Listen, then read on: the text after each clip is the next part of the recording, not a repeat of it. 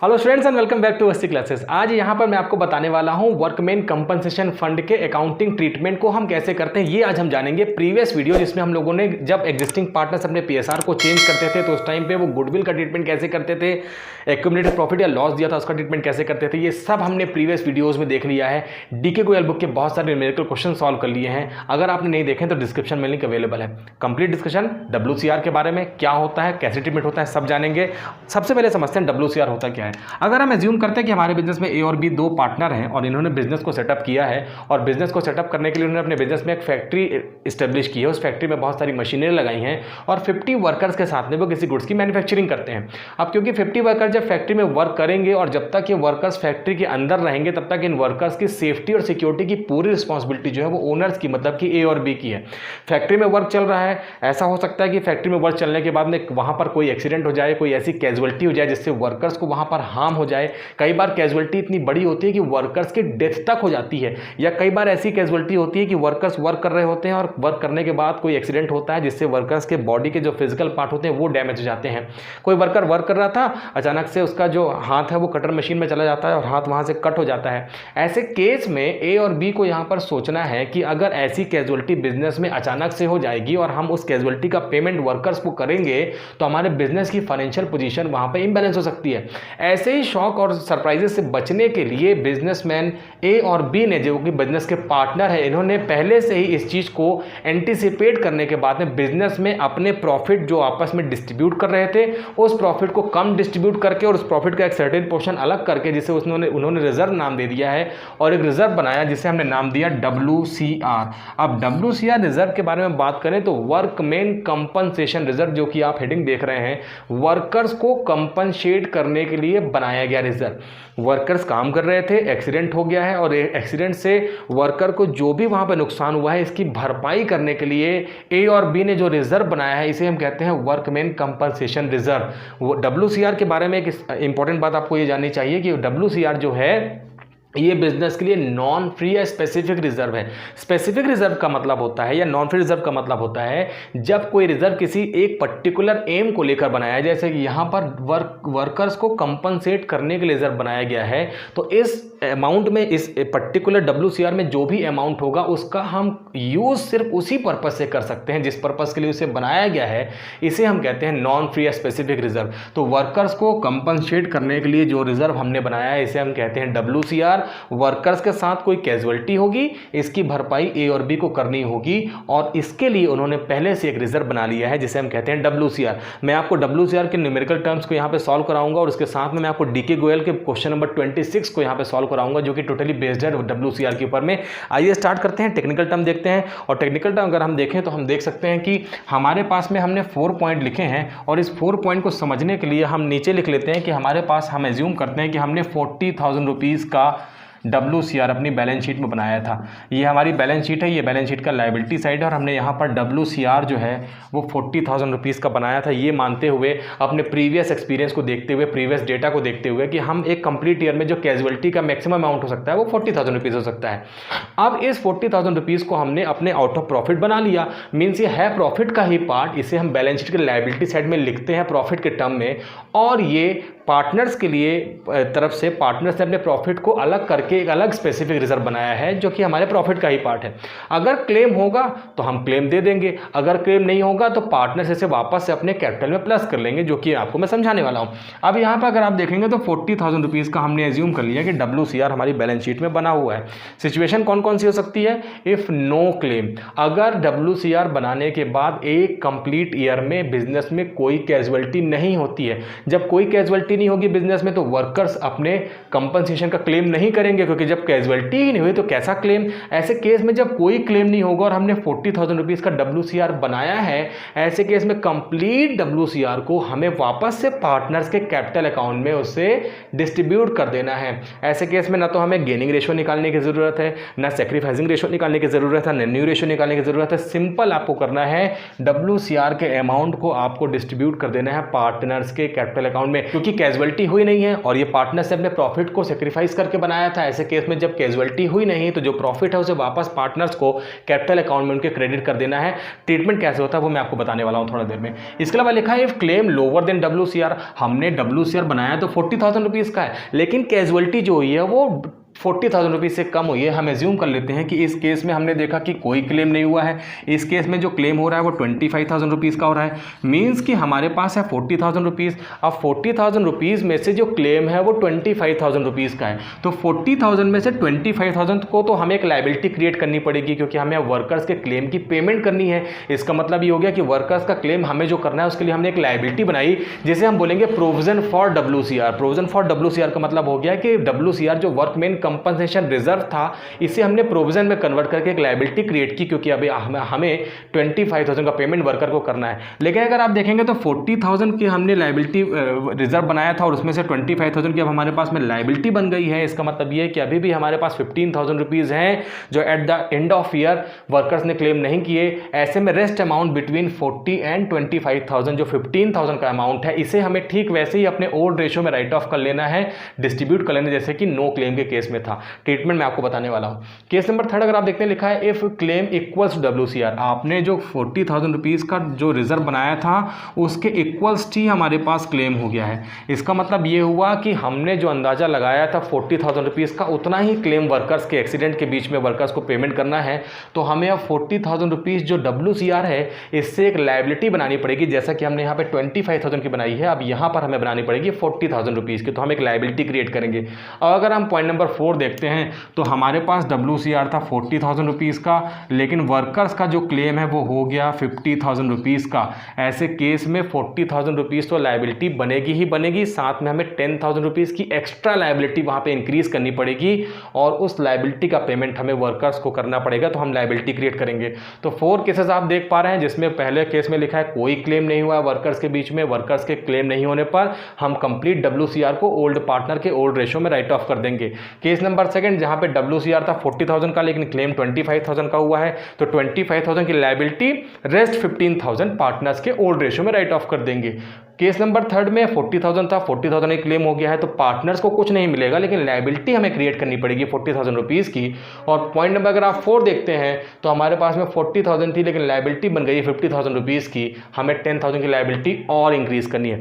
Question number आपको 26 की तरफ लिए चलता हूँ DK गोयल के, उसके बाद हम इस क्वेश्चन को सॉल्व करेंगे। तो question number 26, AB sharing profit and loss in the ratio 2:3 decided to share future profit in equal ratio with effect from April 1st 2016 and extract of balance sheet as on 31st March 2016 as follows। अब balance sheet आप देखेंगे तो आपको workman compensation reserve 40,000 rupees, जैसा कि मैंने आपको अभी दिखाया बोर्ड में 40,000 रुपीज़ हमने इसे लायबिलिटी साइड में लिख रखा है। इसके अलावा लिखा है show the accounting treatment under the following alternative cases. Case number 1 if there is no other information, कोई इन्फॉर्मेशन का मतलब कि हमारे पास में कोई क्लेम नहीं हुआ है। If a claim on accounts of workman compensation is estimated at ₹25,000, जितना हमारे पास WCR दिया है 40,000 रुपीज़, लेकिन क्लेम 25,000 रुपीज़ का, मैंने अभी आपको बोर्ड में बताया कि कैसे करना है। Point number 3 if claim of accounts of workman compensation is estimated at ₹40,000, और कैसे करेंगे। और लास्ट पॉइंट है if claim on account of compensation workman compensation is estimated ₹50,000। तो आप लोगों ने देख लिया कि हमारे पास क्वेश्चन में हम ग्लिम्सेस लिख लेते हैं इसे क्लीन करके, और ग्लिम्सेस में ऑलमोस्ट मैंने वही फिगर लिए हैं जो मैंने आपको सॉल्व कराने हैं। तो अगर हम देखते हैं कि हमारे पास में जो पार्टनर हैं वो A और B पार्टनर हैं और ये बिजनेस कर रहे हैं 2:3 के रेशो में, हमारे पास बैलेंस शीट में जो WCR लिखा हुआ है वो लिखा हुआ है 40,000 रुपीज़। और आपको एक और इम्पॉर्टेंट बात बता दूं मैं कि इस केस में हमें कोई गेनिंग सेक्रीफाइसिंग निकालने की ज़रूरत नहीं है, पूरा ही काम हमारा ओल्ड रेशियो से यहाँ पर कंप्लीट हो जाना है जो कि 2:3 है। अब यहाँ पर हमारे पास जो केसेस दिए हैं आपको एंट्री बनाना हो जाएगा एकदम आसान। सबसे पहले आपको सोचना ये है, आपको करना ये है कि जो 40,000 रुपीज़ का WCR है इसकी अकाउंटिंग एंट्री में, चाहे वो केस नंबर 1 हो, चाहे 2nd, चाहे 3rd, चाहे 4th, आपको सबसे पहला करना है कि WCR को आपको फर्स्ट एंट्री में कर देना है डेबिट। तो यहाँ पर हम कर देते हैं WCR अकाउंट डेबिट, और ये अमाउंट है 40,000 रुपीज़। लीजिए मैंने इस एंट्री में कर दिया। अगर मैं केस नंबर 2 सॉल्व करूँगा तो यहाँ पर भी मैं कर दूंगा WCR अकाउंट डेबिट 40,000 रुपीज़ से। केस नंबर 3 में चलते हैं, यहाँ पे भी मैं कर दूंगा WCR अकाउंट डेबिट, और ये भी कर दूंगा मैं 40,000 रुपीज़ से। और केस नंबर 4 में अगर हम चलते हैं तो यहाँ भी हम WCR अकाउंट डेबिट कर देंगे 40,000 रुपीज़ से।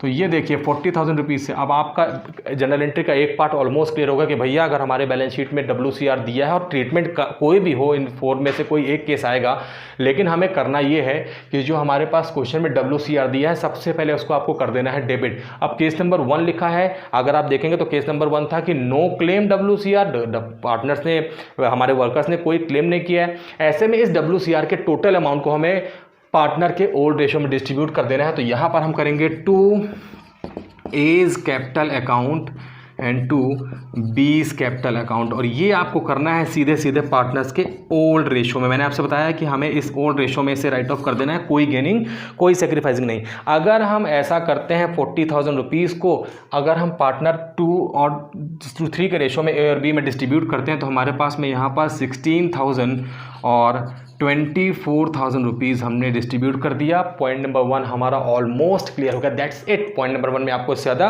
कुछ भी नहीं करना है। फिर से समझ लीजिए, WCR 40,000 रुपीज़ का था लेकिन वर्कर्स ने कोई क्लेम नहीं किया है, तो इस 40,000 रुपीज़ को इमीडिएट हमें पार्टनर्स के ओल्ड रेशियो में डिस्ट्रीब्यूट कर देना है और कोई ज़रूरत नहीं है गेनिंग सेक्रीफाइसिंग की। तो यही हमने यहाँ पर कर दिया। पॉइंट नंबर 2 देखते हैं। पॉइंट नंबर 2 लिखा है कि अगर क्लेम हमारे पास में, अगर आप क्वेश्चन देखेंगे तो लिखा है क्लेम हमारे पास जो था वो 25,000 रुपीज़ का हो गया है।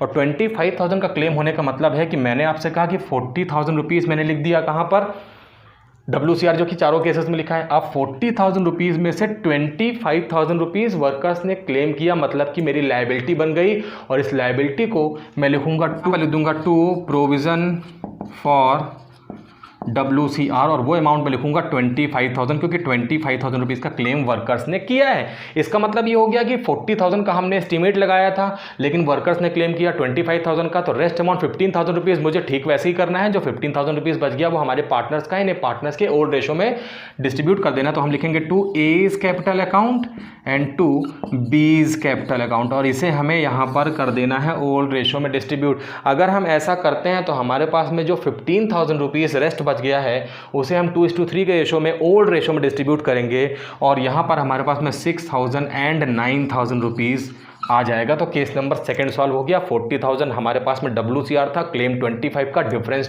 15,000 को पार्टनर के ओल्ड रेशियो में बांट दिया। देखिए कितना आसान है, मैंने आपको पहले ही डेबिट में जो होना था वो सब क्लियर कर दिया, मतलब आपको सिर्फ क्रेडिट के आइटम लिखने, यही तो सीक्रेट है इस WCR का।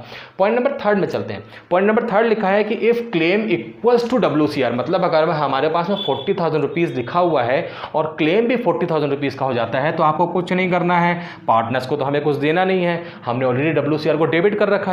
तो आपको यहां पर कर देना है liability create provision for WCR 40,000 rupees से, और ये हमारा केस नंबर 3 हो गया सॉल्व। पार्टनर्स को कुछ नहीं देना है, जो WCR था उतना ही हमें अब क्लेम करना है, तो हमें लायबिलिटी क्रिएट करनी है। लायबिलिटी मीन्स प्रोविजन, हमने 40,000 रुपीज़ की लायबिलिटी यहाँ पर क्रिएट कर दी। पॉइंट नंबर 4 में अगर चलते हैं तो लिखा है हमारे पास WCR 40,000 रुपीज़ ऑलरेडी हमने डेबिट कर रखा है, लेकिन अभी क्लेम पार्टनर्स का हो गया है 50,000 रुपीज़। 50,000 मतलब हमने जितना अंदाजा लगाया था उससे ज़्यादा का क्लेम हो गया। इसका मतलब है कि अभी हमें 10,000 रुपीज़ का और यहाँ पर क्रिएट करना है। इस 4 नंबर पॉइंट को अगर मैं आपको समझाऊं तो इससे हमें इसके पहले कंसेप्ट समझना होगा जिसे हम कहते हैं रीवैल्यूएशन अकाउंट। अभी रीवैल्यूएशन अकाउंट क्या होता है, थोड़ा सा इसके बारे में जल्दी से डिस्कशन कर लेते हैं।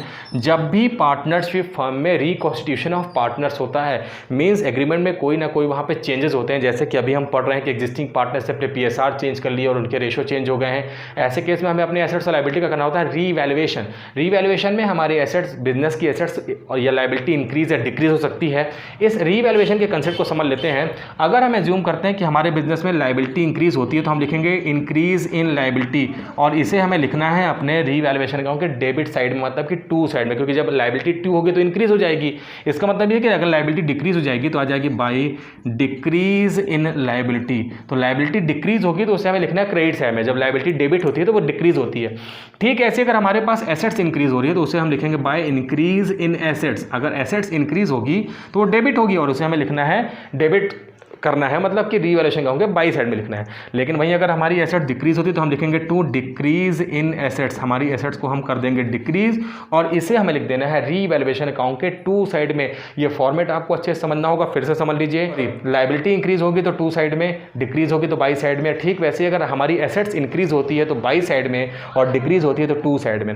अब डिफरेंस निकालना है आपको। अगर हम बात करते हैं कि हमारे पास टोटल ज़्यादा हो गया क्रेडिट का और टोटल कम हो गया डेबिट का, फिर भी हमें टोटल करना है, तो हम यहाँ लिखेंगे टू प्रॉफिट ऑन रीवैल्यूएशन, और इस प्रॉफिट को हमें ओल्ड पार्टनर के ओल्ड रेशियो में डिस्ट्रीब्यूट कर देना होता है। जब हम एडमिशन चैप्टर में चलेंगे इसके बारे में और ज़्यादा बात करेंगे। अगर हम बात करते हैं कि हमारा टोटल डेबिट साइड का ज़्यादा हो जाता है और टोटल क्रेडिट साइड का कम होता है, तो डिफरेंस अमाउंट हमारा बाई साइड में आएगा, जिसे हम बोलेंगे लॉस ऑन रीवैल्यूएशन, और इसे भी हमें पार्टनर्स के ओल्ड रेशियो में यहाँ पर डिस्ट्रीब्यूट कर देना है। ऐसे केस में अगर हम यहाँ पर एक रीवैल्यूएशन अकाउंट बनाते हैं और हम देखते हैं कि हमारे पास इस केस में क्या हो रहा है, जो कि हमारे पास केस लिखा हुआ है 40,000 रुपीज़ हमारे पास दिया हुआ है पार्टनर्स का WCR, लेकिन क्लेम हो गया 50,000 रुपीज़, मतलब कि हमारी लायबिलिटी 10,000 रुपीज़ से इंक्रीज हो रही है। लायबिलिटी इंक्रीज होती है, मैंने आपको बताया लिखेंगे टू साइड में, तो यहाँ हम लिखेंगे टू WCR और अमाउंट लिखेंगे 10,000 रुपीज़।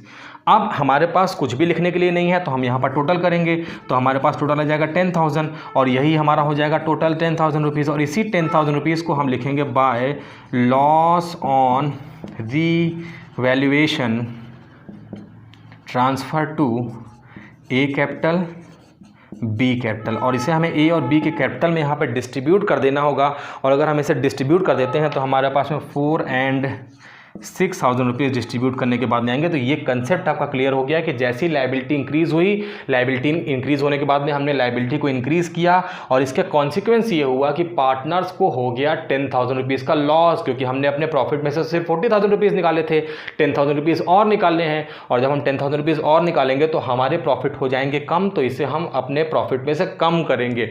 अब ट्रीटमेंट कैसे होगा वो देखते हैं। मैं इसे यहाँ से क्लीन कर देता हूँ, ये आप लोगों के लिए रहने दूंगा। तो ऐसे केस में हमें करना क्या है वो देखते हैं। हमने ऑलरेडी यहाँ पे WCR को डेबिट कर रखा है। मैं पॉइंट नंबर 4 को यहाँ पे फिर से लिख लेता हूँ ताकि ज़्यादा जगह मिल जाए। तो WCR अकाउंट डेबिट मैंने ऑलरेडी कर रखा था, जो कि मैंने 4 केसेस में, चारों ही केसेस में कर रखा था 40,000 रुपीज़ को। मैंने कहा लायबिलिटी इंक्रीज़ हो जाएगी, और अगर आप देखेंगे तो जैसी लायबिलिटी इंक्रीज़ होती है तो हमारे पास एंट्री बन रही है revaluation account debit to WCR, to मतलब लायबिलिटी इंक्रीज़ हो रही है। लेकिन अगर हमें रीवैल्यूएशन अकाउंट में लिखना है तो यहाँ पर आप देखेंगे एंट्री बन रही है revaluation account debit to WCR, तो यहाँ पर हम लिखेंगे रीवैल्यूएशन अकाउंट, और ये अमाउंट हमारे पास आ जाएगा, डेबिट कर देंगे हम 10,000 रुपीज़ से। तो आपने देखा जैसे हमने रीवैल्यूएशन अकाउंट को डेबिट किया तो उसका इंपैक्ट जो था WCR इंक्रीज़ हो रहा था। आपको लेज़र पोस्टिंग आती है और आपने वैसा ही कर लिया है, और हमें अब 50,000 रुपीज़ की लायबिलिटी क्रिएट करनी है, तो हम लिखेंगे टू प्रोविज़न फॉर WCR, और ये अमाउंट हमारे पास में है 50,000 रुपीज़। ये हमने बना ली अपनी केस नंबर 4 की एंट्री नंबर 1, जिसमें हमने अपने WCR को इंक्रीज़ किया। इंक्रीज़ करने के लिए रीवैल्यूएशन अकाउंट से हमने प्रॉफिट यहाँ पर अपनी लायबिलिटी को इंक्रीज़ किया, और इंक्रीज़ करने के बाद में नया प्रोविज़न बना दिया 50,000 रुपीज़ का।